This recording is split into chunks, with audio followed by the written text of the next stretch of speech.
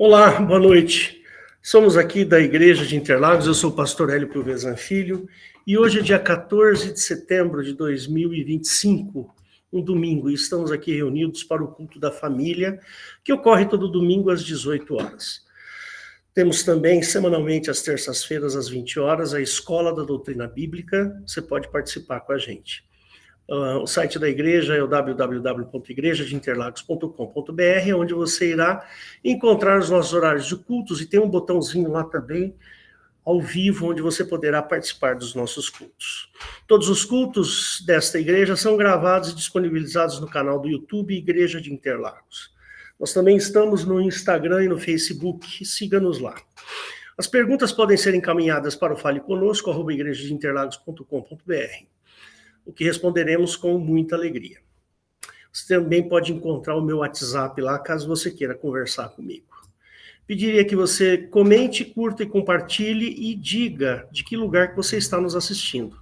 Assim o YouTube vai dar relevância para o nosso canal.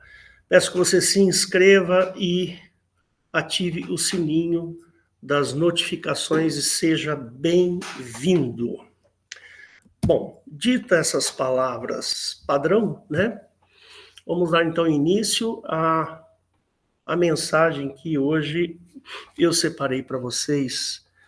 Mas eu quero, antes de começar aqui com a mensagem, eu quero falar um pouquinho sobre esse fato que ocorreu essa semana, que foi a morte violenta de Charlie Kirk, né? Um pregador cristão e debatedor lá dos Estados Unidos, que estava na Universidade de Utah, lá no centro dos Estados Unidos, e quando ele estava debatendo, né, conversando, ele fazia o seguinte: ele montava uma barraquinha, e nessa barraquinha tinha um sistema de som, e tinha 2 microfones, um para uma pessoa qualquer ir lá e debater com ele, e outro para ele responder e pregar o evangelho, né? E esse rapaz, 32 anos, foi brutalmente assassinado com um tiro no pescoço, né? Ele teve morte instantânea, praticamente. Pai de família, 2 filhos pequenos. Há suspeita de que a esposa esteja grávida do 3º bebê. Não temos certeza ainda, ouvi um boato aí. E nós ficamos muito entristecidos. Eu, particularmente, fiquei muito entristecido, porque eu conheci o trabalho dele, e também ele era uma pessoa convicta do Evangelho, da salvação em Jesus Cristo, era um homem de Deus, que foi silenciado brutalmente por uma questão de ideologia. O seu assassino, um jovem rapaz de 22 anos, escreveu na bala: "Toma essa, seu fascista", né? E eu fiquei muito entristecido, porque 2 vidas jovens interrompidas por causa de ideologia, né? Porque esse rapaz que atirou vai pegar a pena de morte, porque lá nos Estados Unidos a pena de morte é um negócio muito sério. Se ele não pegar, ele vai ficar tanto tempo na prisão que a vida dele foi interrompida de qualquer forma, né? E me entristece isso, o fato também de que muitas pessoas comemoraram a morte de Charles Kirk. Isso me assusta terrivelmente. Assim, me assusta mesmo, porque uma ideologia ela é mais importante do que a vida de uma pessoa. Numa ocasião, perto das eleições de 22, né, que aconteceu as eleições para presidente, eu entrei na sala dos professores, onde eu dou aula, e uma pessoa de esquerda disse assim: Eu odeio essa gente que vota no Bolsonaro. Odeia. Que coisa. Se esta pessoa pudesse, me mataria. Eu votei em Bolsonaro e voto de novo nele. Mas ninguém precisa saber. Estou contando aqui por causa do fato, né? Eu não tenho bandido de estimação, né? Não tenho. E eu fico triste, porque, ora, quer dizer que eu tenho que concordar em 100% daquilo que você pensa para que eu seja uma pessoa valorosa para você? É assim que funciona a tua cabeça? É desse jeito? Mas eu não me importo. A Bíblia fala que seríamos caçados, mortos, bem-aventurado. Não tem um versículo assim? Bem-aventurado aqueles que vos perseguirem por causa do meu nome. Só que teve um revés nessa história toda, um revés muito importante.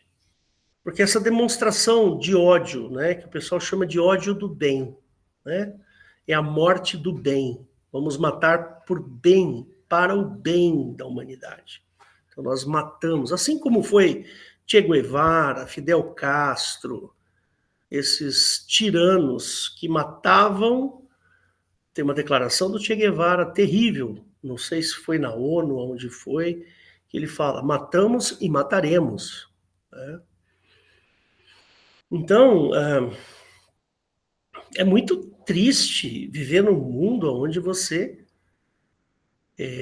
por pensar diferente, quer dizer que o meu cristianismo corre riscos, a minha vida cristã corre risco, porque se eu me deparar com uma pessoa que não é cristã e que odeia o cristianismo, ela pode me matar. Mas a Bíblia fala, bem-aventurado quando vos perseguirem e vos maltratarem por causa do meu nome. A bem-aventurança. Então, eu separei um texto que eu li e eu gostei muito. Um tal de Carlos Lambes. Lambes é pastor missionário. Ele é mexicano. E ele fez um estudo aqui. Até depois, se vocês quiserem, eu posso mandar esse estudo para vocês, mas é um estudo que tem, assim, tem um calor, tem um aquecimento muito gostoso, muito bom. Que o título é Este é um Homem de Deus, que foi o que eu comecei falando a respeito de Charles Kirk. Essa frase, aspas, né? Essa frase é muito escutada nos círculos cristãos, falada por diversos tipos de pessoas, mas pude ver que, na maioria das vezes, essa é uma resposta a uma preferência de comportamento da pessoa que faz tal elogio. Talvez porque gostou de algo que viu o outro fazer ou dizer, mas devido à importância desse tema, né, dizer que alguém é um homem de Deus é, na verdade, uma grande honra e devemos considerar se quem o recebe realmente tem condições para ser elogiado dessa forma. À luz das Escrituras, gostaria de considerar 5 características que devem ser parte da vida daquele que é chamado um homem de Deus. Essas não são as únicas. A Bíblia nos diz muito mais. Mas essas são as que eu proponho como pré-requisitos para ser considerado em tão grande estima, para lembrar-lhes de uma maneira fácil. As chamei de 5 Cs. Cristo, cruz, convicção, compromisso e caráter. Então, o primeiro C, Cristo. O homem que merece esse adjetivo de ser um homem de Deus deve ser alguém que se arrependeu de seus pecados, que depositou a sua fé na obra salvadora de Cristo e em seu favor na cruz, e que decidiu seguir a Cristo com humildade, simplicidade de coração e transformação de vida, que demonstra uma dependência e obediência total à sua palavra. Esse é um homem que, como o apóstolo Paulo, está disposto a dizer e viver que, aspas, para mim, o viver é Cristo e o morrer é lucro, Filipenses 1:21. Ao contrário de muitos que hoje em dia estão correndo atrás de Cristo pelos pães e peixes, o verdadeiro homem de Deus deve estar disposto a dar a sua vida pela causa de Cristo. O homem de Deus, a segundo C agora, cruz, o homem de Deus deve ter um conceito alto sobre o que representa a cruz e deve procurar guiar suas conversas com os não cristãos, de modo a fazer conhecer o que significa a cruz de Cristo. Paulo pregava a cruz, ainda que fosse loucura para os que perdem. A cruz era a fonte de toda a glória que Paulo podia ter. Aspas, mas longe esteja de mim gloriar-me, senão na cruz, no nosso Senhor Jesus Cristo, pela qual o mundo está crucificado para mim, e eu para o mundo. Em Gálatas 6:14.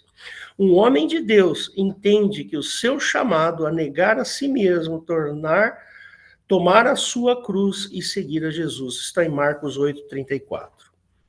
Terceiro C, convicção. Um homem ao que podemos chamar homem de Deus deve estar plenamente convencido da existência de Deus e da revelação divina da sua palavra e defender e proclamar esses valores em qualquer lugar. O peso da sua convicção deve ser tal que ele está disposto a pagar o preço que for para defender a verdade do Evangelho. Esse homem deve estar convencido do seu lugar como sal da terra e luz do mundo, Mateus 5:13-14. E, portanto, vai buscar que aconteça o que diz em Mateus 5:16, aspas, assim brilhe também a vossa luz diante dos homens, para que vejam as vossas boas obras e glorifiquem o vosso Pai que estás nos céus. Quarto C, compromisso. Essa qualidade é de vital importância. Homem nenhum pode ser levado a sério se não está comprometido genuinamente. Compromisso com o quê? Ele deve estar compromissado com a causa de Cristo, a sua esposa, seus filhos, sua família, sua igreja, seus estudos e seu trabalho. O homem comprometido demonstra lealdade a tudo o que foi mencionado. É um homem que, ao final da sua vida, poderá repetir as palavras do apóstolo Paulo: combati o bom combate, completei a carreira, guardei a fé. 2 Timóteo 4:7. É aquele homem que pode repetir as palavras de Jesus: eu te glorifiquei na terra, consumando a obra que me confiastes a fazer. Isso está em João 17:4. E o quinto C, caráter. O caráter cristão é a prova final. Por caráter cristão deve-se entender a semelhança nossa com Cristo, o que implica o desafio mais importante e o nosso maior objetivo na vida cristã.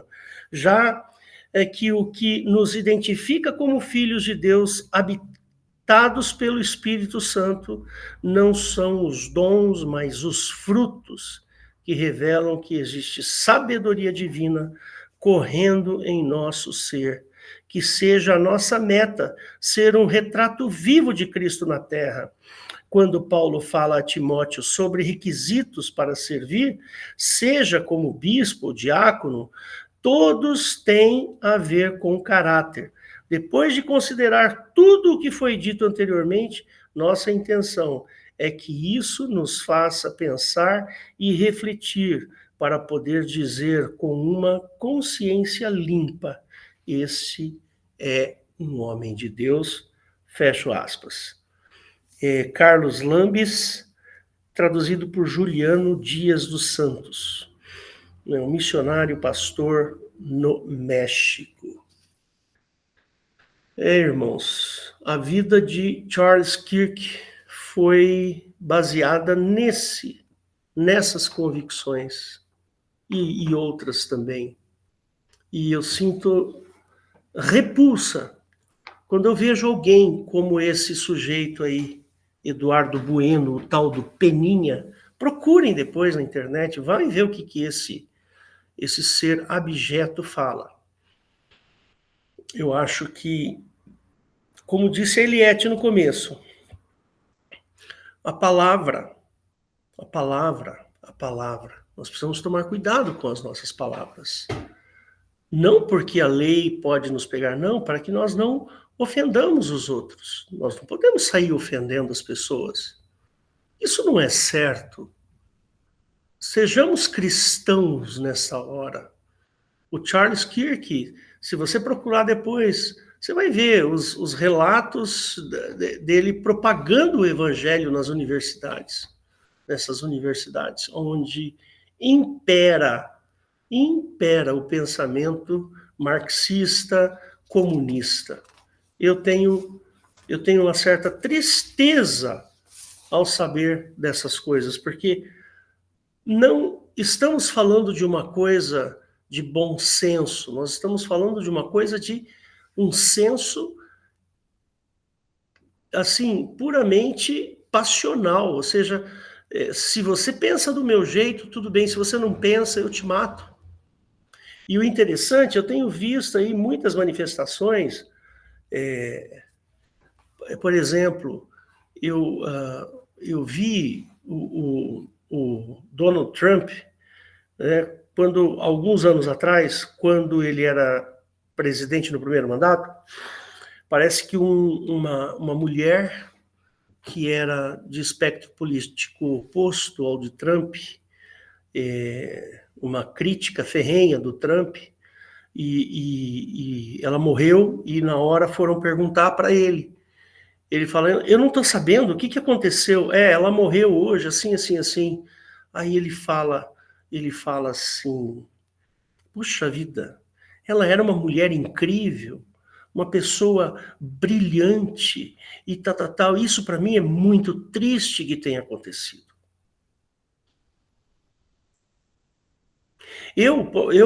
Quando Marielle morreu, foi uma tragédia o que aconteceu ali. Não é porque ela é de espectro político diferente do meu. É uma pessoa, é uma vida, vai morrer. Morreu. Infelizmente, teve a vida interrompida. O motorista dela também teve a vida interrompida. Nenhuma morte violenta pode ser comemorada. Não importa. Hitler morreu, que pena, ele podia ter se convertido. É uma pena, tudo que ele fez é uma pena. A morte dele também é uma pena. Podia ter se convertido, mas não se converteu. E assim, tantos outros. Irmãos queridos, o pensamento cristão é o pensamento de graça. O Senhor Jesus nos ensinou a graça. Graça, nessa palavra graça está embutida um monte de conceitos. O maior conceito da graça é o perdão. Quando Jesus nos dá a graça, ele nos dá o perdão.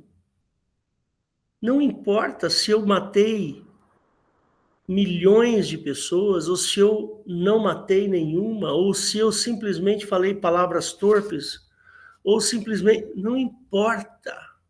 O Senhor Jesus nos dá o perdão, porque nenhum de nós merece ser perdoado. Mas o Senhor Jesus, quando subiu naquela cruz, ele subiu para perdão dos nossos pecados. Então, eu quero que você, meu irmão, tenha convicção disso. A pior pessoa, o assassino mais vil, a pessoa mais bestial que exista, pode obter a graça do Senhor, pode obter o perdão do Senhor Jesus.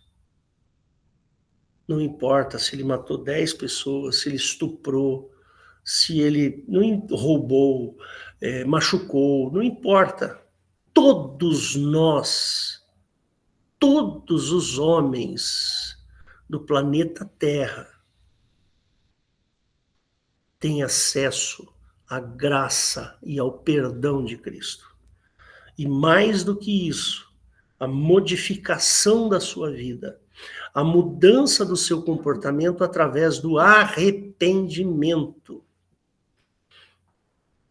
É para isso que nós lutamos. Nós lutamos para que o nosso irmão, nosso semelhante, se arrependa dos seus pecados, não importa quais são os seus pecados. Não interessa quais são. Pecados são feitos para serem perdoados e o Pai está disposto, por causa da obra de Jesus naquela cruz, a perdoar você. A perdoar, não importa a quantidade de pecados, as leis que você violou, não importa. O Senhor Jesus morreu para que todos cheguem ao conhecimento da glória de Cristo. E eu sinto muito por essa morte brutal.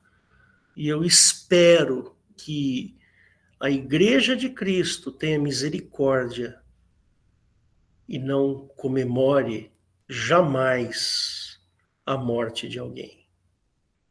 Jamais. E eu estou assustado. Mas, feito esse à parte, eu quero trazer uma mensagem rápida para você, tá bom? Essa mensagem está em Tiago 1,6. Então vamos lá, mudando de assunto agora, tá bom? Vamos lá para Tiago 1,6. É um textozinho pequenininho, mas importante para a gente. Eu quero falar sobre isso para vocês. Espera aí que eu estou meio confuso aqui. Só um minuto. Eu estou... aqui, achei. Tiago 1,6. Ele fala o seguinte, é um texto curto, né? Depois você lê todo o Tiago, que vale a pena, né? Mas o que eu quero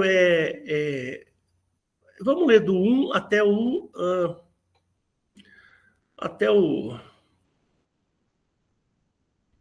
9. Pronto.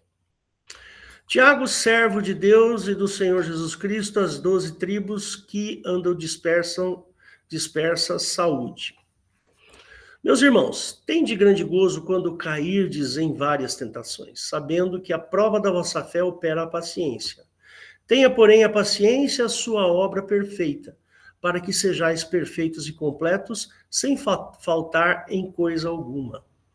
E se alguém de vós tem falta de sabedoria, peça a Deus, que a todos dá liberalmente e não lança em rosto e ser-lhe-á dada. Peça, porém, com fé. Esse é o versículo que eu quero que você esteja atento. Em nada duvidando, porque o que duvida é semelhante à onda do mar, que é levada pelo vento e lançada de uma parte para outra. Não pense tal homem que receberá do Senhor alguma coisa, mas gloria-se o irmão abatido na sua exaltação. Até aqui tá bom. Então ele está pedindo aqui, né, sabedoria. Então, se você está precisando de sabedoria, né, peça-a, porém com fé, em nada duvidando, porque o que duvida é semelhante à onda do mar, que é levada pelo vento e lançada de uma parte para outra parte. Irmãos, esse tipo de pensamento aí que está no 6, no versículo 6, porque o que duvida é semelhante à onda do mar, né, que é levado para qualquer lado, né? É aquele sujeito que tem inseguranças, muitas inseguranças. Todos nós temos inseguranças, queridos. Eu tenho as minhas inseguranças, você tem as suas. Quem não as tem? Mas quando nós nos achegamos a Deus através do Evangelho, através de Cristo, nós precisamos, ao longo da nossa caminhada, ao longo da nossa vida cristã, nós vamos aprendendo a depositar em Cristo as nossas inseguranças. Vou dar um exemplo para você. Isso acontece muito, irmãos, mais do que a gente pensa. Na nossa profissão, por exemplo, na sua atividade, na sua atividade profissional. Então, sei lá, você é um engenheiro, por exemplo, que nem o Valdo é engenheiro. E chega uma situação para ele resolver, e aí ele vai lá, estuda a situação. Aí, se ele tem insegurança, se ele está inseguro com relação a algum procedimento, alguma coisa ali do trabalho dele, ele vai procurar amigos, vai procurar literatura, vai procurar coisas as quais ele possa se embasar para poder desenvolver a sua atividade profissional. Algumas pessoas não fazem isso. Elas se escondem, né, sendo agressivas. Então, tem pessoas que, na sua agressividade, na realidade, ela está escondendo ali a sua insegurança profissional, de alguma maneira. Né? Então, se nós temos dúvidas, estou falando aqui no campo da profissão, tá, irmãos? Se nós temos dúvidas de como proceder, como fazer alguma coisa na nossa profissão, por exemplo, eu sou professor, se eu tenho dúvida de um assunto que eu vou tratar com os meus alunos, eu vou lá, vou na literatura, estudo um pouquinho, faço um resumo e tento entender aquela situação, para poder explicar depois. Né? E não simplesmente, na minha grosseria, esconder aquilo que eu não sei. Isso acontece muito. Muitas pessoas, quando não sabem alguma coisa da sua profissão e quer esconder aquilo, age para a parte da grosseria, da violência, ou procurando métodos para poder esconder aquilo que não sabe. Irmãos, nós precisamos ser sinceros conosco, né, com nós mesmos. Né? A gente precisa ser sincero. Eu não sei tal assunto, então eu vou aprender aquele assunto, eu vou me desenvolver naquele momento. Né? Eu posso não saber uma coisa. Você já pensou? Quantas vezes eu cheguei para Eliette, me explica tal coisa da medicina. Ah, Hélio, eu não sei, eu não estou muito bem, não estou muito bem atualizada, esse assunto não é na minha praia. Natural isso acontecer. Qual o problema? Você chega para mim e pergunta de física quântica. Física quântica é uma coisa que eu não estudei.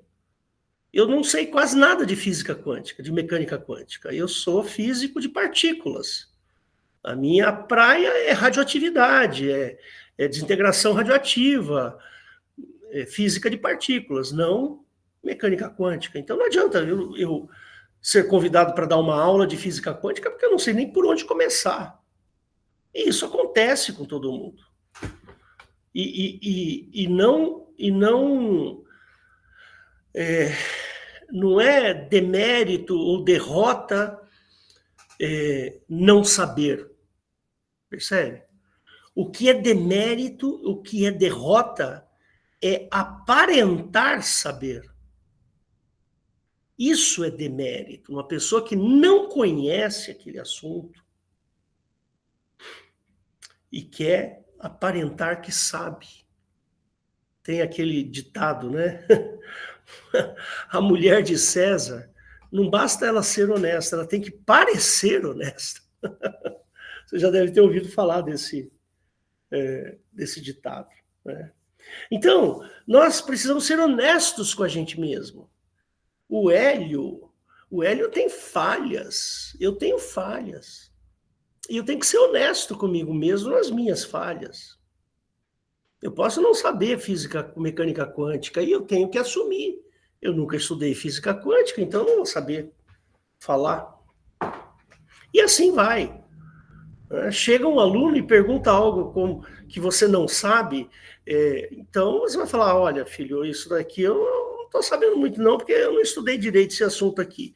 Eu sou professor de química também, mas só que eu nunca dou aula de química. Por quê? Porque eu sei pouquíssimo de química, mas eu tenho habilitação para dar aula de química, mas eu estudei muito pouco, nem gosto muito de química, então para que eu vou entrar numa sala e dar aula de química, sendo que eu não domino o assunto, né? E assim vai. Então, irmãos, o que o texto está dizendo ali, Tiago 1, verso 6, ele está falando assim, olha, se você não tem sabedoria, peça a Deus, mas peça com sinceridade de coração. Vamos voltar, vamos revisitar esse texto aí. Né? Ele fala assim, olha lá, ele fala assim, peça, porém, com fé, em nada duvidando, porque o que duvida é semelhante à onda do mar, que é levada pelo vento e lançada de uma parte para outra. Percebe? É isso. Agora, a gente chama isso de mente dupla ou duvidosa, mente duvidosa. Né? Para alguns, a obra de Cristo ela é completa, ela é farta, ela é segura e a gente nem questiona. Né? Uma mente dupla é aquela que está cheia de inseguranças e preocupações, que eu até posso colocar aqui algumas delas, né? O dinheiro para as necessidades básicas, a saúde, a moradia, lazer, a inferioridade. Alguns necessitam de ser e provar que são superiores. Eu já vi um monte de gente assim. Sabe aquela pessoa que tem resposta para tudo, né? Pessoa que tem resposta para tudo. Isso aí é problema, né? O orgulho, o que eu sei é o correto. E eu considero aqui tais inseguranças são refúgio aonde eu escondo a minha falta de sabedoria, né? A minha falta de saber, de entender. O que nos faz diferentes em termos de inseguranças? Quais são as diferenças? Por que que o sujeito tem um sujeito que é inseguro e tem o outro que é inseguro, mas é uma pessoa um pouco mais firme? Né? Então, Deus quer que tenhamos a natureza, a estatura, o tamanho, o porte, o caráter de Cristo. Essa é a principal, o principal ganho do cristianismo. É que nós temos um apoio moral, um apoio fundamental, que é o exemplo para as nossas vidas, que é o Senhor Jesus.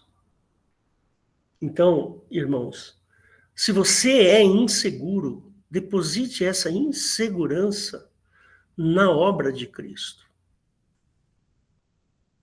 Irmãos, nós precisamos fazer isso todos os dias. Todos os dias. Quando a gente aceita Cristo, nós recebemos o poder de sermos feitos filhos de Deus. Se você procurar e desenvolver esse amor que você recebe no momento em que você aceita Cristo, desenvolva isso. Cresça, aprenda com Cristo. Eu nunca esqueço uma vez que, acho que foi o Daniel, ele estava na faculdade, faz tempo já. Daniel, meu filho, né? Ele tinha recebido um troco errado na hora de comprar um passe lá para ir para a estação de trem, o passe da extração, e e o cara acho que acabou dando um dinheiro errado para ele. Quando ele foi conferir, ele voltou e devolveu o dinheiro. Falou, olha, você me deu um troco errado aqui, ó, tem essa diferença aqui que é sua, tal, né?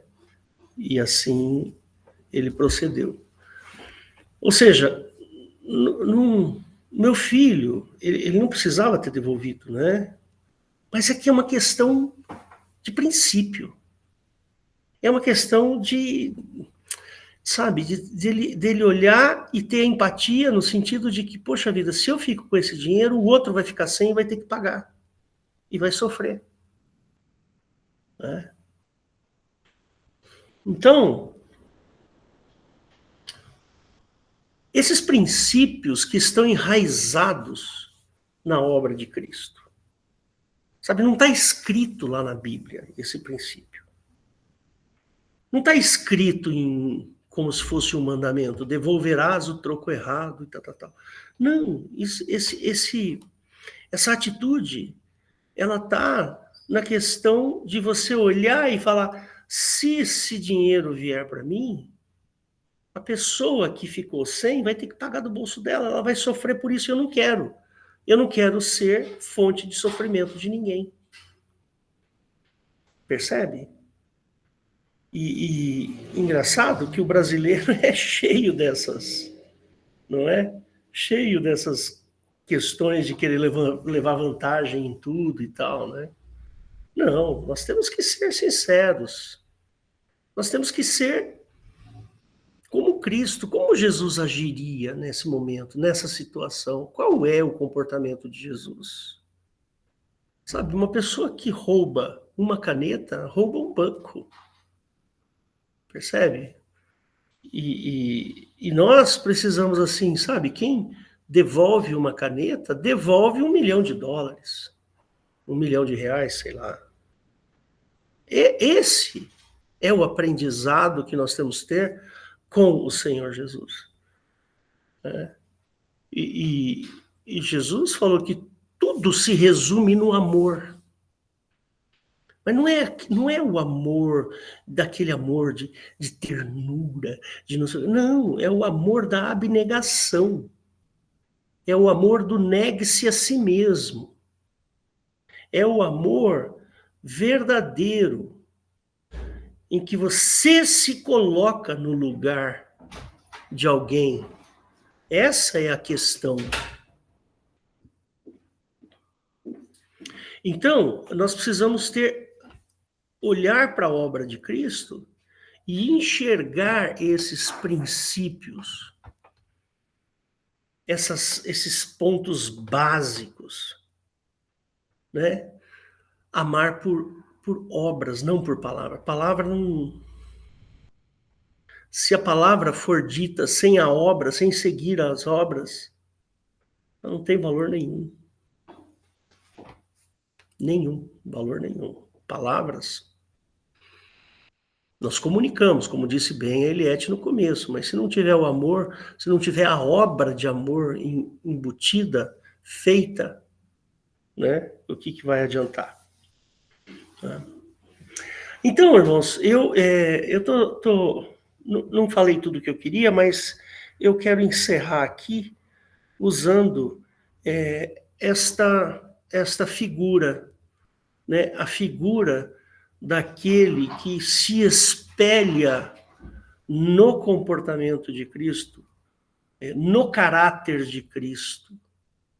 Né? Nós precisamos andar, a nossa vida nós precisamos andar como se nós fôssemos iguais a Cristo. Ah, vamos errar? Vamos. Se eu errar, eu peço, Senhor, me ajuda nesse aspecto. Né? Nós, irmãos, nós somos todos ruins, somos todos pecadores, somos todos, mas a graça do Senhor Jesus está disponível para que a gente mude a nossa vida todos os dias. Então, de hoje para amanhã, eu quero ser diferente, quero ser melhor do que eu sou hoje. Ah, depois de amanhã eu quero ser melhor do que o amanhã. Depois de amanhã, e assim por diante. Nós precisamos caminhar com esta mentalidade. este pensamento, o pensamento de Cristo, a obra de Cristo, e você recebe herança. Você é feito herdeiro e co-herdeiro com Cristo. Quando você aceita Jesus, você recebe as características do amor de Jesus. E a gente vai aprendendo, né? A cada dia a gente vai aprendendo. Então, irmãozinhos queridos, pensem sobre esse assunto. E cuidado com as ideologias. Cuidado. Cuidado, porque nós estamos vivendo um mundo em que se tiver uma faísca, ele explode. Haja visto o que aconteceu com esse rapaz, né? O Charlie Kirk. Queridos, fecha seus olhos que eu quero orar. Mesmo que você esteja assistindo a gravação. Deus querido, Pai eterno, Senhor nosso, peço, Deus, que o Senhor venha nos abençoar, nos trazer o Teu Espírito Santo, nos livrar dessa maldade que está o mundo. Que o Senhor possa entrar nos nossos corações, fazer morada nele. Que o Teu Espírito Santo dirija as nossas vidas. Pai, nós queremos ter a estatura de Cristo, queremos aprender a cada dia como andar com Cristo, como ter os olhos de Cristo, como ter a mente de Cristo. É isso que nós queremos, Pai. Nós queremos viver para te adorar. Eu faço essa oração, Senhor, no nome santo e soberano de Jesus. Amém. Amém.